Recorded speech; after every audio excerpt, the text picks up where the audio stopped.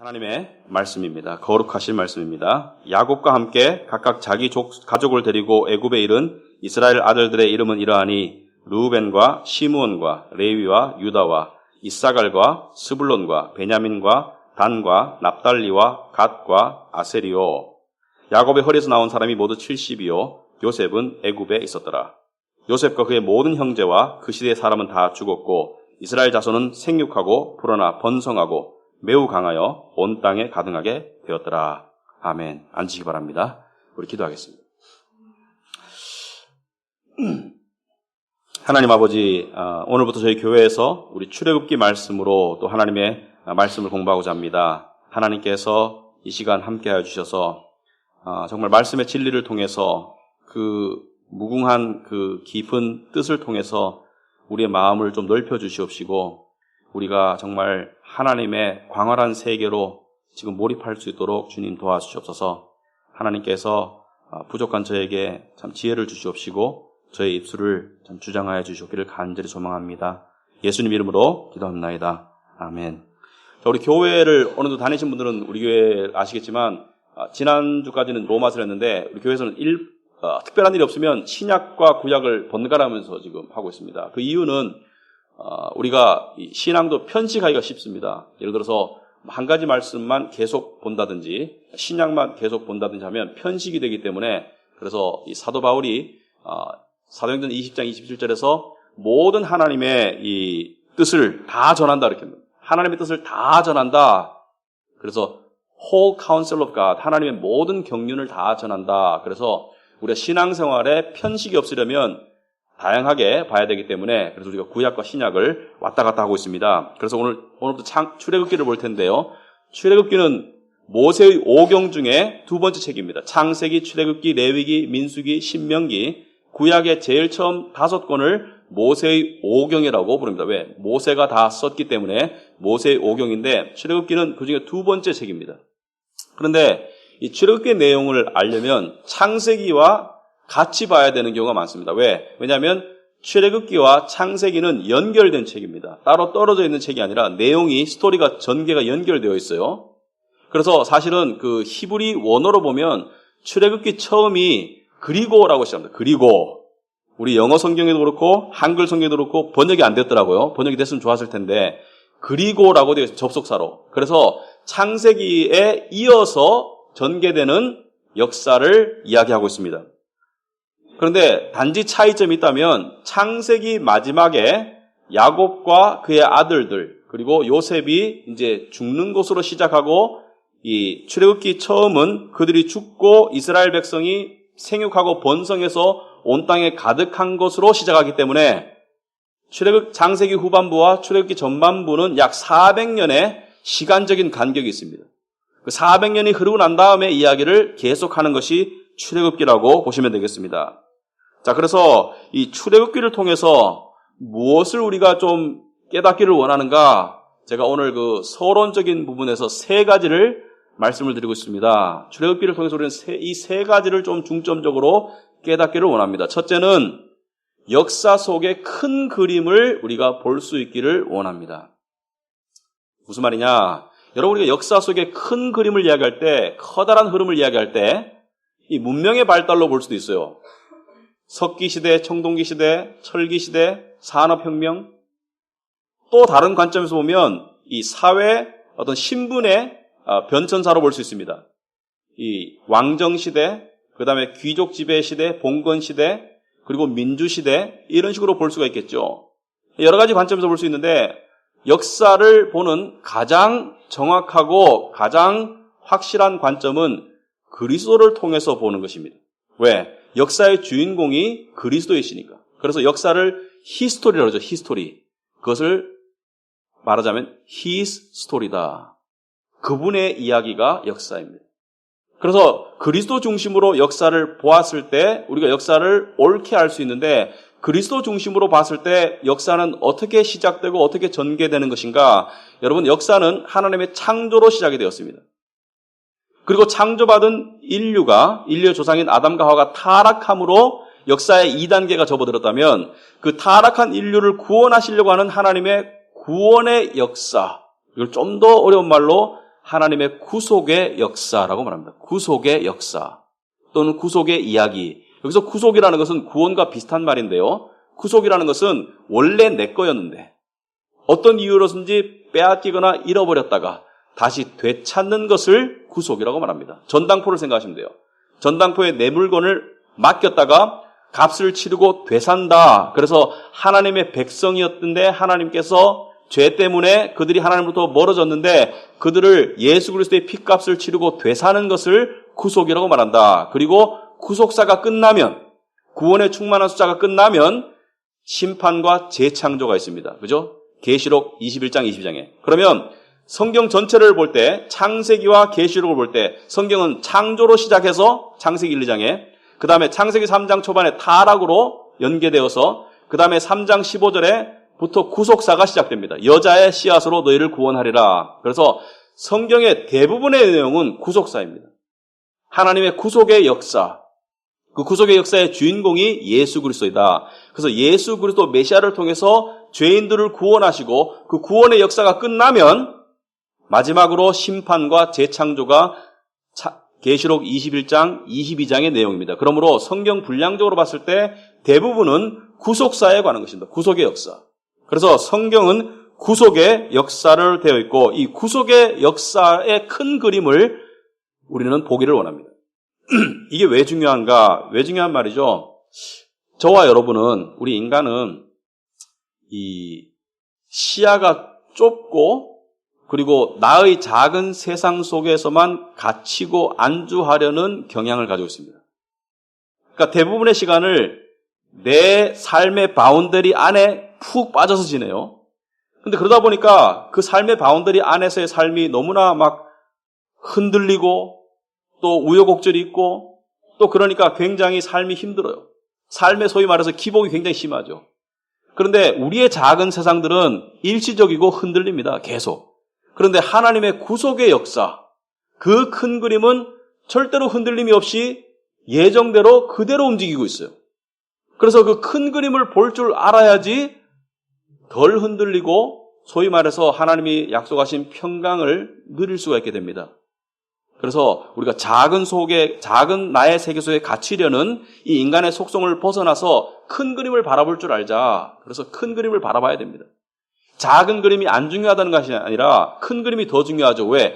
작은 것들은 일시적으로 나의 삶의 편함과 불편함 정도를 결정짓지만 이 큰 그림은 나의 영원한 운명을 결정짓기 때문에 큰 그림을 볼 줄 알아야 됩니다.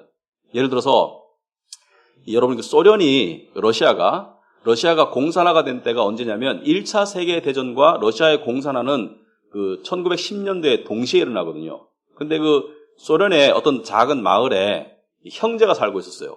근데 형은 장남이니까 토지를 유산으로 물려받았지만 동생은 이 집이 그렇게 부유하지 않아서 할 수 없이 용병으로 이렇게 나갑니다. 유럽에 용병으로 가서 돈 받고 싸우는 것이죠. 용병으로 나갔는데 이 동생이 한 몇 년을 용병으로 싸우다가 고향에 돌아와 보니까 자기와 형의 세계관이 너무나 다른 거예요.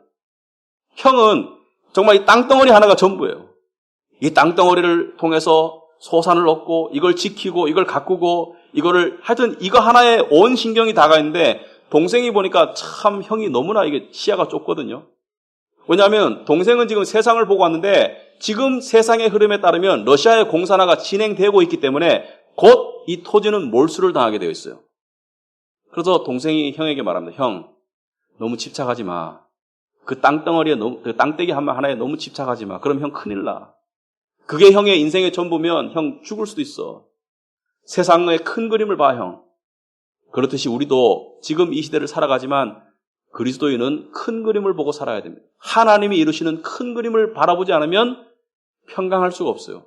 하나님이 이루시는 큰 그림을 바라보지 않으면 세상의 어려움을 이기기가 힘듭니다. 큰 그림을 보는 사람은 상대적으로 세상에서 여러 가지 기복이 있을지라도 그 속에서 별거 아니야. 지나가는 거야. 이렇게 받아들이기가 쉽다는 것이죠. 자, 두 번째로 우리는 이 출애굽기 공부를 통해서 이거를 배우길 원합니다. 하나님의 구원받은 백성으로서, 하나님의 구속을 받은 백성으로서 어떻게 살아야 되는가, 이거를 바라보길 원합니다. 왜냐하면은 이 구원이라는 것은요, 참 묘하게도 출애굽기 내용을 보시면 아시겠지만 특권이 있습니다. 하나님의 구원받은 백성으로서의 특권이 있어요. 하나님의 인도하심을 받고 보호하심을 받고 하나님의 말씀이 주어지고 하나님의 거룩한 나라가 되고 특권이지만 동시에 뭐가 있습니까? 동시에 장애물들이 있죠. 구원받았기 때문에. 애굽의 종노릇 하다가 출애굽하고 난 다음에 어떠한 장애물들이 있었습니까? 예를 들어서 음식을 매일매일 구하기가 힘들었어요. 그래서 하나님께서 만나를 내려주셨어요. 근데 똑같은 것을 매일 먹었어요. 지겹죠, 좀. 고기는 언제 주나? 하나님께서 메추리를 보내셨어요. 그리고 또 매일 텐트를 쳤다가 또 걷었다가 쳤다가 걷었다가 유목 생활을 하는 거예요. 방랑 생활을. 그러니까 특권도 있지만 장애물도 있는 거예요. 그런데 이들은 그 장애물을 만났을 때 어떻게 했습니까? 장애물을 만났을 때 불평하고 또 불신하고 그 다음에 또 불순종했어요. 그래가지고 하나님께서 이들을 노여워하셨어요. 근데 우리도 마찬가지입니다. 구원받은 그리스도인들은 분명히 특권이 있습니다. 하나님께서 함께 하시고 보살피시고 축복하시는 특권이 있지만 동시에 세상에서 그리스도인으로 정말 살아간다는 것은 세상과 부딪힘이 있을 수밖에 없죠. 세상 사람들이 하는 것을 우리는 못하는 것이 있고 세상 사람들이 안 하지만 우리가 해야 되는 것이 있고 그러다 보니까 세상 사람들은 주일날 예배 드리는 것이 중요하지 않지 않습니까? 그러니까 첫 번째, 두 번째, 세 번째 계명을 그냥 밥 먹듯이 어겨도 전혀 방해가 안 되지만 우리는 그게 굉장히 목숨같이 중요한 것이고 세상 사람들은 죄 짓는 것이 취미생활 비슷하게 되지만 우리는 죄 짓는 것이 굉장히 심각한 문제이고 그래서 이 속에서 우리가 어떻게 살아야 되는가 그것을 우리가 살펴보고 싶고요. 또 세 번째 살펴보고 싶은 것은 이것입니다. 세 번째는 우리 구원의 가장 궁극적인 목적이 뭐냐? 이게 굉장히 중요합니다. 뭐냐면요. 여러분 구원받은 목적이 뭐냐? 구원받고 천국 가려고. 자, 이것이 우리의 종착역이긴 하지만 궁극적인 목적은 아니올시다. 천국은 가는 거예요, 그냥. 그러니까 이게 궁극적인 목적은 아니에요. 그러니까 구원받은 목적이 뭐냐? 하나님께 복 받으려고. 하나님께서 복을 주십니다. 우리를 삶을 보살피시고 인도하시고 지혜를 주시고 성경 말씀을 통해서 우리를 지켜주시고 또 우리에게 영생의 맛을 보게 하시고 여러 가지 복을 주시지만 그것도 부수적인 것이지 그것도 궁극적인 목적이 아닙니다. 궁극적인 목적이 뭐냐? 여러분 우리 구원받은 사람의 궁극적인 목적은요. 우리가 많은 은혜를 받았잖아요. 하나님의 구원을 받고 하나님의 축복을 받았고 또 앞으로 축복을 받을 것이고 그래서 우리의 궁극적인 목적은 하나님의 영광입니다. 하나님의 영광이 우리의 궁극적인 목적입니다. 사실은요. 창조의 목적도 하나님의 영광이에요. 근데 이거 우리가 잘 이해를 못 하거든요. 솔직히. 사람이 영광을 추구하면 그건 교만이고 죄예요. 하나님이 영광을 추구하는 것은 우리가 좀 이렇게 생각할 때가 있습니다. 그런데 하나님께서 당신의 영광을 추구하는 것은 너무나 당연한 것이에요. 왜? 하나님이니까. 이걸 우리가 깨달아야 됩니다. 이걸 깨달은 사람은 이상하게도 마음에 감사가 생기고 평안이 생겨요. 모든 영광이 하나님께 드려진다는 것을 깨닫고 나면 마음에 자유함이 주어집니다. 왜? 나의 영광 추구의 그 몹쓸 사슬로부터 벗어나게 되니까. 그러니까 하나님께 영광 돌려짐이 되는 사람은 정말로 복받은 사람이에요. 이 출애굽기 보면 하나님께서 계속해서 여호와 하나님께서 내가 바로 왕의 마음을 강팍하게 한 것도 나의 영광을 위한 것이다. 하나님께서 계속 그걸 말씀해 주세요. 우리 이것을 깨닫기를 원합니다. 그래서 세 가지. 첫째는 큰 그림을 볼 줄 알자. 둘째는 구원받은 사람으로서 어떻게 살아갈 것인가. 세 번째는 우리 구원의 궁극적인 목적이 무엇인가. 자, 이러한 맥락으로 우리가 출애굽기를 바라볼 텐데, 자, 출애굽기 오늘 본문 말씀은 창세기와 출애굽기를 연결하는 가교 역할을 하는 말씀입니다. 7절밖에 안 되죠. 대부분의 내용이 1절부터 5절까지 보면 야곱의 12아들들의 이름을 소개하고 있습니다. 야곱과 함께 1절에 보면 자기 가족을 데리고 애굽에 이른 이스라엘 아들들의 이름은 이러하니 루벤과 시므온과 레위와 유다와 아사갈과 스불론과 베냐민과 단과 납달리와 갓과 아세리요. 야곱의 허리에서 나온 사람이 모두 70이요. 요셉은 애굽에 있었더라. 자, 앞에 나온 11명 외에 요셉이 11번째 아들인데 요셉은 따로 언급이 되어 있습니다. 왜? 요셉은 이미 애굽의 국무총리로, 이집트의 국무총리로 이미 들어와 있었기 때문에 11명을 소개하고 요셉은 이미 애굽에 있었더라. 자, 이게 무작위적인 이 소개가 아니고요. 앞에 6명은 이 레아에서 레아, 그러니까 그 야곱의 첫 부인 레아에게 나온 6아들이고, 그 다음 베냐민은 요셉과 함께 라헬에게 나온 아들이고, 그 다음에 4명은 양쪽의 몸종들로부터 나온 서자들이죠. 그래서 12명의 이름이 지금 기록이 되어 있는데, 여기 보면 야곱의 허리에서 나온 사람이 모두 70명이다 그랬어요. 허리에서 나왔다는 것은 무엇을 말하냐면 야곱의 씨다. 그러니까 야곱의 직접 자손이다. 그러니까 여기에는 며느리들이나 또 혹시 있었을지 모르는 노비의 숫자는 포함이 안 된 것이죠. 그러니까 실제로 이 요셉을 통해서 야곱과 그 모든 가족이 애굽 땅으로 이주를 합니다. 왜? 가뭄이 들었기 때문에. 가나안 땅에 가뭄이 들어서 죽게 생겼으니까 이주를 하는데 그때 요셉이 바로 왕의 총애를 받았기 때문에 바로 왕이 이집트의 한 땅을 하사해요. 고센 땅을. 이 고센 땅이라고 그 땅을 하사하는데 거기에 정착한 인구 중에 야곱의 직접 자손이 70명이었다. 그것은 약 한 200명쯤 되었다고 추정이 됩니다. 200명 정도. 근데 200명쯤 되었는데 이 사람들이 오늘 7절에 보면 뭐라고 되어 있습니까? 오늘 7절에 보시면 이스라엘 자손은 생육하고 불어나 번성하고 매우 강하여 온 땅에 가득하게 되었더라. 자, 생육하고 불어났다. 번성하고 매우 강하다. 이게 반복적인 표현으로서 굉장히 빨리 번성했다는 거예요. 빨리. 영어 속담에 이런 말이 있습니다. 토끼처럼 많이 낳는다. 굉장히 많이 낳았다는 거예요. 그래서 지금 몇 명쯤 되느냐? 지금 출애굽기가 쓰여지는 이 시기에 400년 된 다음에 몇 명쯤 되느냐? 그걸 추정해 볼 수 있는 것이 출애굽기 12장에 보시면 출애굽할 때 장정만, 그러니까 어른 남자만 60만 명이었다. 그래서 그들의 부인과 자식들을 합치면 약 300만 명은 안 되었겠나 생각합니다. 최소한. 300만 명 정도 그렇게 추정을 하는데 300만 명은요. 그 당시 세계 인구에 비춰봤을 때 거대한 민족이죠. 왜냐하면 세계 인구가 뭐 1, 2억 많아봤자 그밖에 안 됐기 때문에 굉장히 거대한 민족이었다. 자, 그래서 한 시족이 민족이 된 것이 출애굽기의 시작입니다. 시족이 민족이 되었다. 한 시족이 민족이 되었는데 이 한 시족이 민족이 된 것을 통해서 우리는 무엇을 깨달아야 되는가? 이게 오늘 본문의 핵심입니다.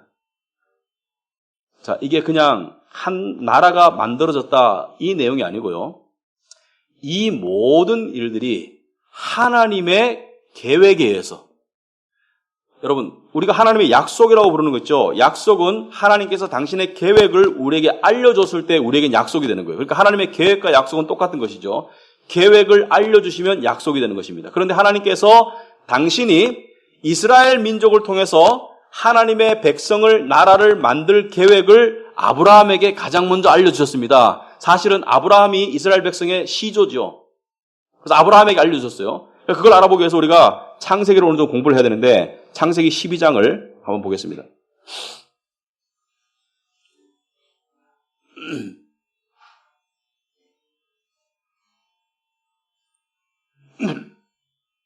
창세기 12장 우리 1절과 우리 2절을 볼 텐데요. 신약성경, 구약성경 제일 앞에 있죠. 창세기 12장 1절 여호와께서 아브라함에게 이르시되 너는 너의 고향과 친척과 아버지의 집을 떠나 내가 내게 보여줄 땅으로 가라. 2절 우리 같이 한번 읽어보겠습니다. 내가 너로 큰 민족을 이루고 내게 복을 주어 내 이름을 창대하게 하리니 너는 복이 될지라. 아멘. 자, 여기 보시면 아브라함은 원래 갈대아 지방 사람이었습니다.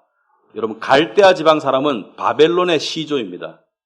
이 갈대아 지방 사람들은 잔인하고 음란하기로 유명한 사람들이에요. 그러니까 기록을 보면 굉장히 잔인하고 굉장히 음란해요.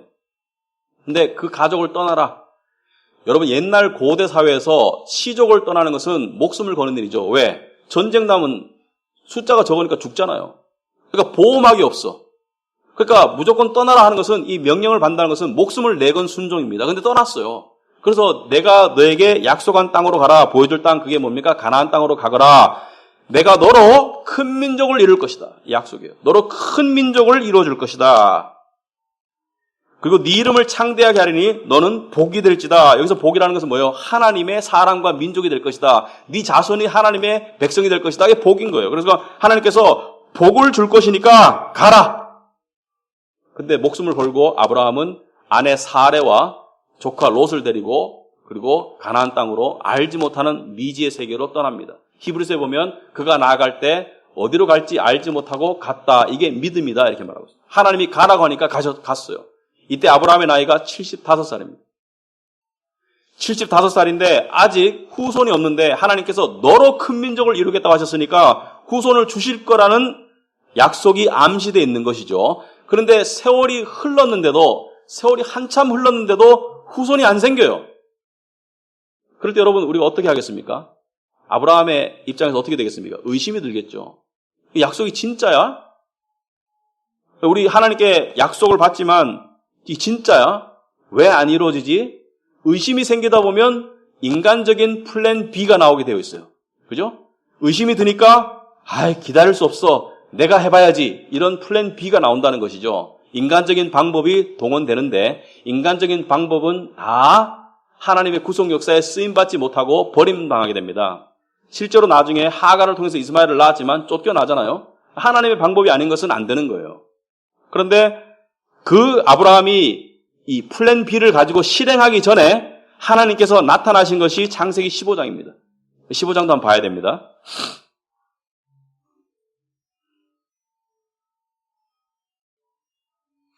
자, 15장 보시면 이후에 여호와의 말씀이 환상 중에 아브라함에게 임하여 이르시되 아브라함아 두려워하지 말라. 자, 아브라함아 두려워하지 말라. 나는 너의 방패요 너의 지극히 큰 상급이다.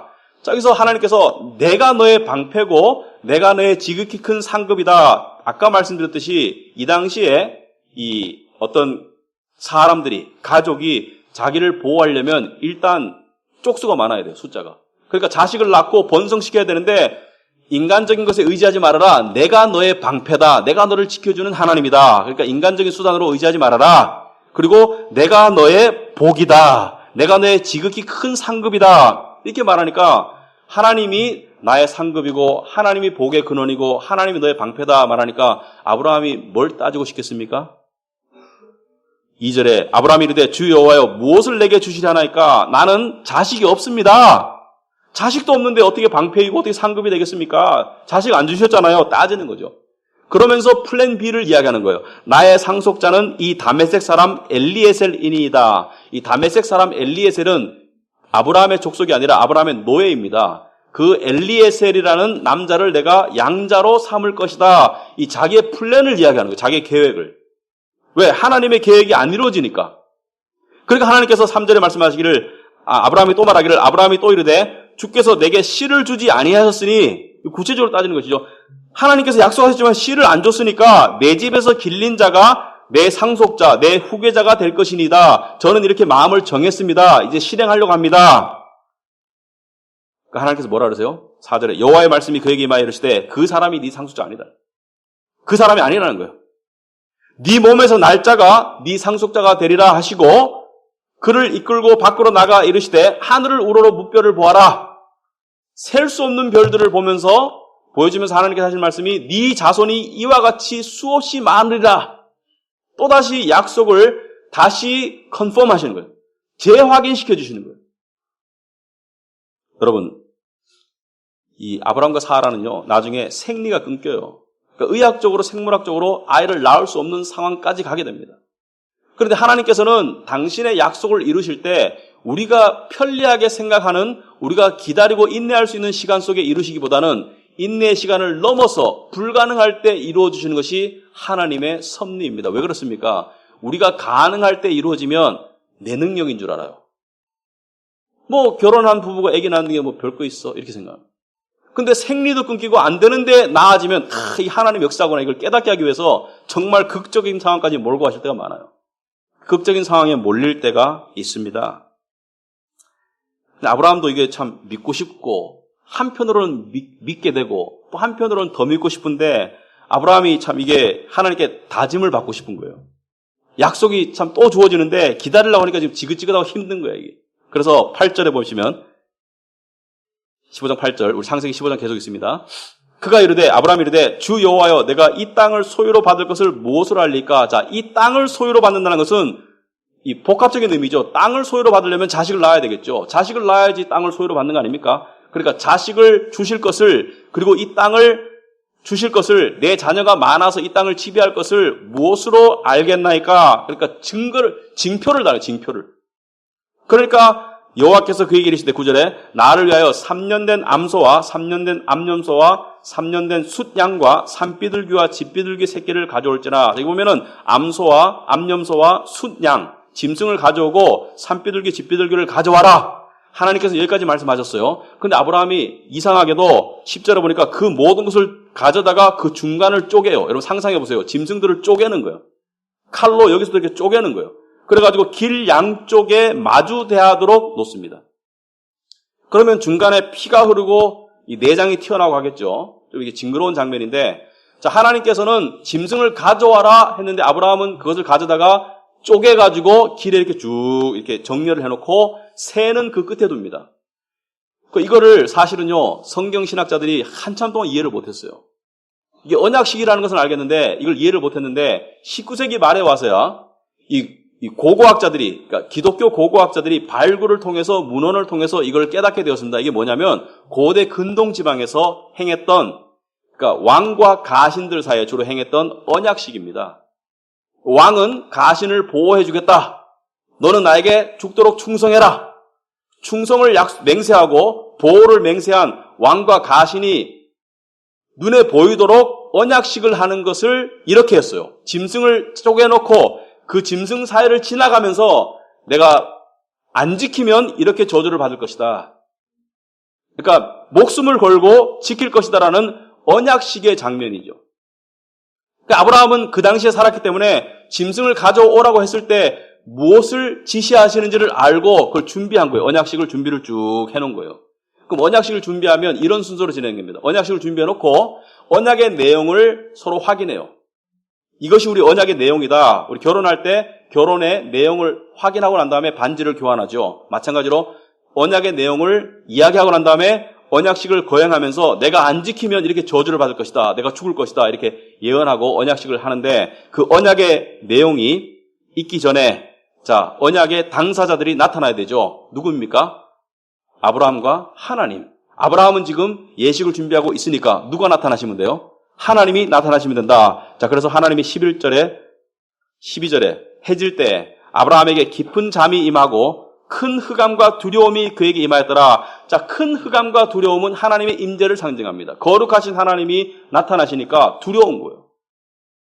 흑암은 왜 있습니까? 흑암 가운데 하나님이 횃불로 나타나실 것이기 때문에 그 불을 더 부각시키기 위해서 땅이 껌껌해지는 것이죠. 그래서 하나님이 나타나셔서 아브라함이 하나님의 임재를 느꼈습니다. 이제 하나님 오셨구나. 13절에 여호와께서 아브라함에게 이르시되, 자, 언약의 내용을 이야기하는 것입니다. 너는 반드시 알라. 정령이 알아라. 의심하지 말고 알아라. 내가 맹세할게. 내가 언약식을 통해서 표시를 줄게. 네 자손이 이방에서 계기되어 그들을 섬길 것이다. 아직 자식이 없어요. 근데 네 자손이 이방에서 계기되어 그들을 섬길 것이다. 이방에서 계기되어 그들을 섬길 것이다. 아주 심오한 말입니다. 짧은 표현이지만 이 이방은 이집트, 애굽을 말하죠. 이스라엘 백성들이 처음에 야곱과 그의 자손들이 처음에 갔을 때는 손님으로 갔어요. 요셉 때문에 대접을 잘 받았어요. 그 다음에 종으로 전락하게 되죠. 그래서 객으로 가서 그들을 섬길 것이다. 그들은 400년 동안 네 자손을 괴롭힐 것이다. 자, 400년 동안 그들이 너희를 압제하고 착취할 것이다. 하나님의 계획과 약속이죠. 이걸 알았더라면 이스라엘 백성들은 그 압제와 그 착취 속에서 희망을 가질 수 있을 거예요. 400년만 견디면 된다. 400년 뒤에는 어떻게 될 것이다. 그리고 14절 오면 그들이 섬기는 나라를, 애굽을 내가 징벌할 것이다. 왜? 하나님의 백성들을 괴롭혔으니까. 징벌의 내용이 무엇입니까? 10가지 재앙. 출애굽기에 나오는 10가지 재앙. 그리고 네 자손이 큰 재물을 이끌고 나올 것이다. 자, 이스라엘 백성들이 출애굽할 때 금과 은과 의복을 잔뜩 받아가지고 나온 거예요. 밀린 임금을 받아 나올 것이다. 노예로 섬겼는데 착취를 당했으니까 밀린 임금을 가지고 나아갈 것이다. 하나님의 공의가 실현될 것이다. 그리고 15절에 너는 장수하다가 평안히 조상에게로 돌아가 장세될 것이요. 이렇게 예언합니다. 그러니까 지금 여러 가지 예언이 있죠. 자, 큰 민족을 이룰 것이고 다른 나라의 객으로 가서 종으로 섬길 것이고 그 기간이 400년이고 400년이 지나면 나올 것이고 그리고 나올 때 보물을 가지고 나올 것이다. 그리고 17절에 해가 져서 어두울 때 연기 나는 화로가 보이며 타는 횃불, 이게 다 하나님의 임재를 상징하는 거예요. 횃불은 하나님의 임재를 상징합니다. 껌껌 속에서 하나님의 임재가 환하게 나타나서 그 쪼개진 재물 사이를 지나가시는 거예요. 무엇을 말하느냐? 내 생명을 걸고 내 이 언약을 지킬 것이라는 언약식을 이야기하시는 것입니다. 그대로 되었나요? 안 되었나요?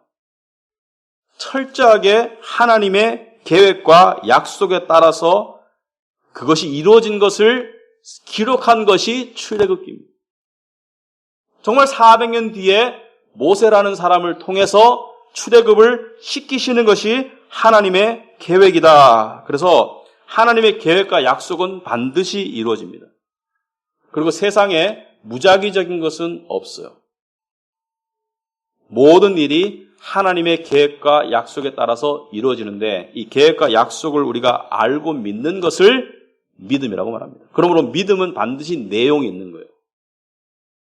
그냥 이 자기의 삶을 하나님께 토로하는 것도 믿음의 일부입니다. 그러나 그것만이 다이면 믿음이 치우치게 되고 믿음이 편식하게 되는 것이죠. 그래서 큰 그림을 더 크게 볼 줄 알아야 됩니다. 왜? 큰 그림은 우리의 운명을 결정하는 것이고 나의 작은 세상에서의 작은 일들은 사실은 우리는 이게 되게 중요하다고 생각하거든요. 왜? 이 자체가 크게 보이니까. 그런데 이것만큼 큰 그림만큼 중요하지는 않지 않습니까? 큰 그림이 훨씬 더 중요하죠. 그리고 두 번째로는요. 이스라엘 백성들이 400년 동안 종노릇 하면서 이 약속을 기억했을까요? 아니면 망각했을까요? 저는 망각했다고 봅니다. 이 내용을 봤을 때. 근데요. 망각했음에도 불구하고 그것이 하나님의 약속을 무효하지 않습니다. 우리가 망각하거나 신앙생활 속에서 게으르거나 좌절하거나 관계없이 하나님의 역사의 흐름은 그 계획대로 움직여집니다. 자, 여기서 우리는 생각해 봐야 됩니다. 애굽은 무엇을 상징하느냐? 애굽은 세상을 상징합니다. 성경에서 애굽과 바벨론은 세상을 상징해요. 세상과 세상의 힘, 세상에 있는 악의 영, 또는 세상에 있는 불신자들, 세상의 압제, 하여튼 세상을 상징합니다. 그리고 이스라엘은 당연히 하나님의 백성을 상징합니다. 우리는 세상 속에서 마치 이스라엘 백성들이 애굽 사람들과 섞여 살았듯이 우리도 세상 속에 살고 있지만 애굽 사람들과 이스라엘 사람들은 서로 구별된 사람들이에요. 나중에 나올 때 확실한 구별이 있죠. 10가지 재앙이 이르렀을 때, 하나님의 심판이 이르렀을 때 그 심판은 이스라엘 백성들이 있는 곳에는 일어나지 않았습니다. 애굽 땅에서만 일어났어요. 하나님은 당신의 백성을 보호하셔요. 그리고 가장 극적으로는 홍해를 건널 때 이스라엘 백성은 구원받아서 마른 땅으로 홍해가 갈라지고 마른 땅으로 건너서 나와서 살아나지만 애굽 사람들은 그 속에서 다 물에 수장당합니다. 하나님의 심판을 받게 되는 것이죠. 그래서 함께 섞여 살지만 세상과 하나님의 사람들은 철저히 구별되어 있어요. 그래서 우리는 세상에 있지만 세상에 속한 사람은 아닙니다. 이걸 분명히 아셔야 돼요. 세상에 있지만 우리는 소속이 하나님이지 세상이 아닙니다. 이것을 가장 극적으로 보여주는 것이 바로 예수님입니다. 예수님은 이 땅에 오셔서, 예수님이 모세예요, 사실은. 모세가 예수님의 상징이거든요. 예수님이 오셔서 우리를 영적으로는 출애굽시키셨어요. 영적으로는 이미 구원시키셨어요. 예수 그리스도를 믿는 사람은 영적으로 하나님 나라에 들어가 있습니다. 그리고 예수님은 다시 오실 것입니다. 그래서 우리의 구원을 완성하실 것이죠. 어떻게 완성하십니까? 우리를 육적으로 구원하신다. 그 마지막 때의 장면을 마태복음 25장 우리 한번 보겠습니다.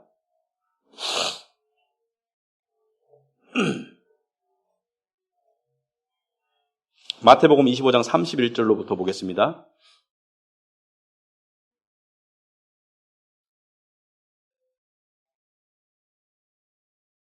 마태복음 25장 31절 인자가 자기 영광으로 모든 천사와 함께 올 때 자기 영광의 보좌에 앉으리니 자, 인자 예수님이 자기 영광으로 모든 천사와 함께 올 때 자기 영광의 보좌, 이 보좌는 심판의 보좌를 말하죠. 32절에 모든 민족을 그 앞에 모으고 각각 구분하기를 목자가 양과 염소를 구분하는 것 같이 하여 양은 그 오른편에 염소는 왼편에 두리라. 자, 양과 염소로 구분한다. 양은 하나님의 백성을 말합니다.